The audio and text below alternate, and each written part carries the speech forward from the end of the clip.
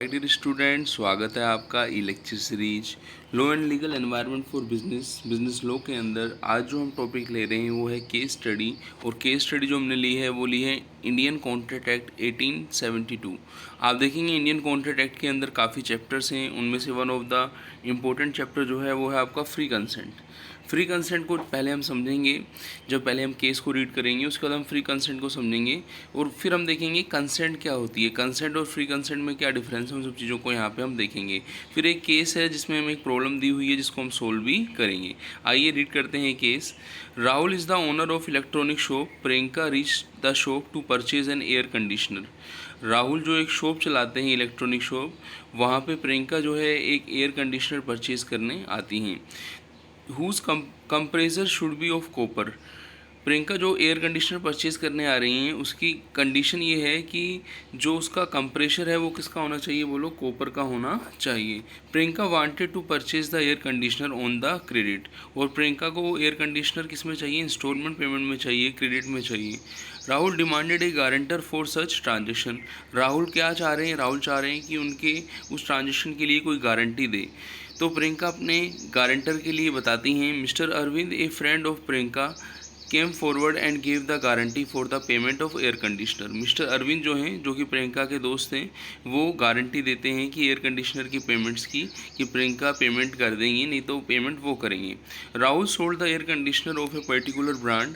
राहुल जो है एक ब्रांड का कोई एयर कंडीशनर है जिसको वो सेल करते हैं प्रियंका को, मिस रिप्रेजेंटिंग, जिसमें वो मिस रिप्रेजेंट क्या करते हैं, that is made of copper while it is made of aluminium, कि जो उसका कंप्रेसर है वो किसका बना है, कॉपर का बना है, जबकि वास्तव में वो कॉपर का नहीं बना था, वो किसका बना था, बोलो एल्युमिनियम का बना हुआ था। Neither Priyanka nor Arvind had the knowledge of the fact. ना तो प्रियंका को इस बात की नॉलेज है और ना ही अरविंद को कि जो उसका जो कंप्रेसर है वो कॉपर का नहीं है, एल्युमिनियम का है। Priyanka deny for the payment of price. और प्रियंका कुछ समय बाद उसका पेमेंट करने से मना कर देती है, जो इंस्टॉलमेंट पेमेंट था। Rahul fill the suit against the Arvind. तब राहुल क्या करते हैं, प्रियंका के जो गारंटर थे, फ्रेंड जो थे अरविंद, उसके अगेंस्ट क्या करते हैं, मुकदमा करते हैं। Explain with reference of Indian Contract Act 1872 whether mister Arvind is liable to pay the price of air conditioner. अब आपको इंडियन कॉन्ट्रैक्ट एक्ट 1872 के अंदर ये बताना है कि मिस्टर अरविंद जो हैं, क्या उनको एयर कंडीशनर का पेमेंट करना चाहिए जो उन्होंने गारंटी दी थी। तो सबसे पहले हमें इस प्रॉब्लम को देखने के बाद हमें ये डिसाइड करना है कि इस कॉन्ट्रैक्ट के अंदर जो पर्सन राहुल जो है, उन्होंने जो प्रियंका की कंसेंट जो ली है वो एक कंडीशन पर ली है कि प्रियंका ने कहा था कि जो एसी परचेज करेंगी उसका जो पेमेंट क्रेडिट में तो होगा ही, साथ ही साथ उसका जो कंप्रेसर होना चाहिए वो किसका होना चाहिए, बोलो कॉपर का होना चाहिए। जबकि यहाँ पे जो मिस्टर राहुल हैं, उन्होंने जब एयर कंडीशनर सेल किया तो उन्होंने कॉपर के प्लेस पर एल्युमिनियम कंप्रेसर वाला एसी सेल किया, और इसकी नॉलेज ना तो प्रियंका को है ना ही किसको है, अरविंद को।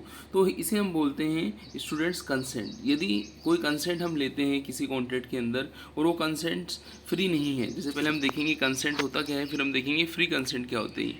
तो कॉन्ट्रैक्ट एक्ट 1872 की जो सेक्शन 10 है वो बताती है कि जो ऑल एग्रीमेंट हैं जो कॉन्ट्रैक्ट के अंदर हैं वो फ्री कंसेंट के साथ किए जाएं और उनका कंसिडरेशन क्या हो, लॉफुल हो।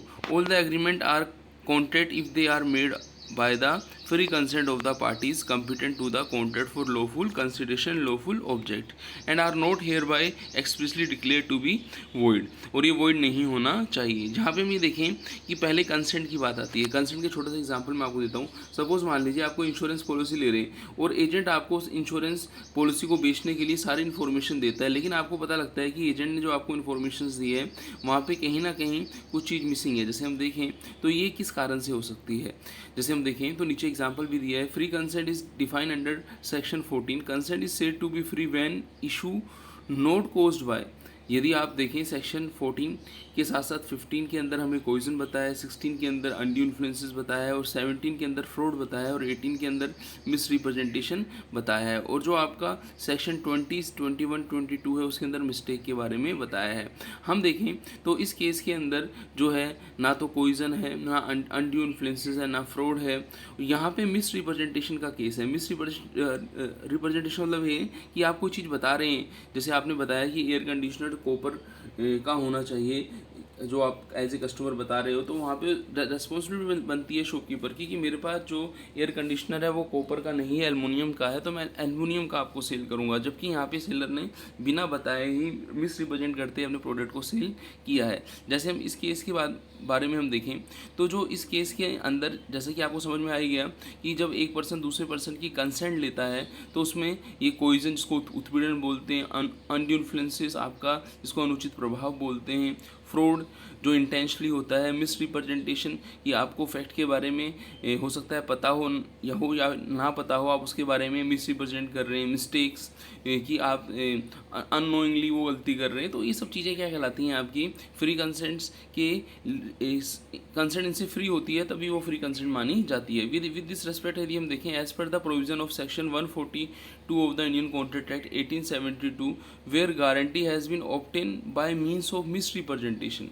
तो यहाँ पे मिस रिप्रेजेंटेशन जो वर्ड आया है, made by the creditor concerning a material part of the transaction the surety will discharge, कि यदि कोई गारंटी जो ली है, सपोज मान लीजिए इस केस के अंदर प्रियंका का जो फ्रेंड था अरविंद, उसने गारंटी जो दी है और उसकी गारंटी जो लेने वाला पर्सन है वो है आपका राहुल, तो उसने मिस रिप्रेजेंटेशन से गारंटी ली है। तो इस सिचुएशन में जो श्योरिटी है, जो अरविंद है, उसकी लाइबिलिटी क्या हो जाएगी, ख़त्म हो जाएगी। यहाँ पे लिखा हुआ है where the guarantee has been obtain by means of misrepresentation made by the creditor concerning a material part of the transaction, the surety will be discharged.